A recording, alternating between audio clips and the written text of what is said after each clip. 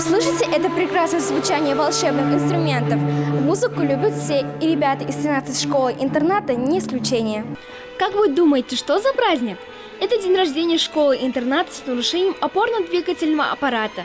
Она отмечает свой юбилей 35 лет. Поздравляют учителей и учеников студенты Уфимской государственной академии искусств имени Загира Исмагилова и Среднего специального музыкального колледжа. Они приехали не просто так, а с большим концертом. Давно играешь на балалайке? Да, давно, с 5 лет. Когда-то я так же, как эти дети, услышал на концерте балалайку. Мне очень понравилось. С тех пор я уже 10 лет играю на этом инструменте. Студенты приготовили замечательную программу.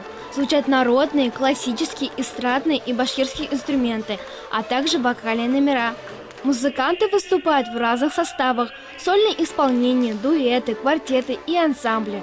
Каждая композиция красивая и очень особенная, а все потому, что ребята любят музыку.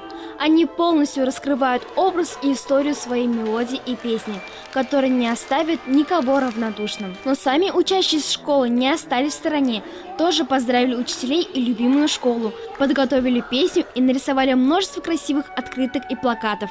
Какое выступление тебе больше всего понравилось? Мне больше всего понравилась этногруппа Ятаган. Они очень весело и задорно играли. Мне даже захотелось чуть потанцевать. А ты умеешь на чем-нибудь играть? Я немного играю на кубизе, меня научила мама. А еще я хотела бы сказать спасибо музыкантам за то, что они приехали к нам и подарили нам радость. А вообще, такие музыкальные встречи очень полезны, ведь они развивают слух и поднимают настроение. Но живую музыку послушаешь не каждый день. Поэтому в знак благодарности ребята смастерили необычную елочку с подарками, ведь совсем скоро Новый год. Думаю, после такого замечательного концерта многие ребята захотят научиться играть на музыкальных инструментах. И даже я, Список Культуры Танир Гайнуллин, специально для Горы новостей.